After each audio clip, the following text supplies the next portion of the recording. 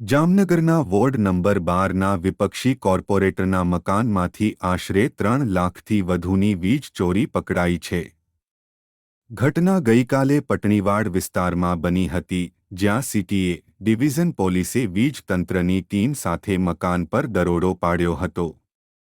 તપાસ દરમિયાન વિપક્ષી કોર્પોરેટરના મકાનમાં વીજ ચોરી થતાં પકડી પડી હતી અને વીજ વિભાગે ₹3.52 લાખનો દંડ ફટકાર્યો છે.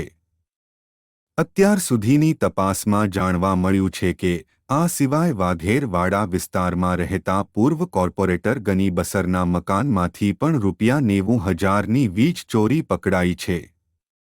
મહત્વનું છે કે ગની બસરના સાગરીત જુનેદ ચૌહાણના મકાનમાં પણ વીજ ચોરી હોવાની ઘટનાનો પર્દાફાશ થયો છે, જ્યાંથી ₹4.34 લાખની વીજ ચોરી પકડી લેવાઈ છે. મોટી વાત એ છે કે જામનગરમાં માત્ર 3 મકાનમાંથી કુલ મળીને ₹8.74 લાખની વીજ ચોરી પકડી પાડવામાં આવી છે.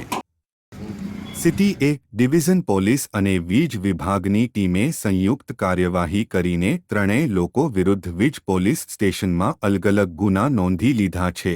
જામનગર શહેરમાં પોલીસ અને વીજ તંત્ર દ્વારા વીજ ચોરી સામે કડક પગલાં લેવામાં આવી રહ્યા છે અને આગામી દિવસોમાં આવી વધુ કાર્યવાહી થવાની સંભાવનાઓ છે.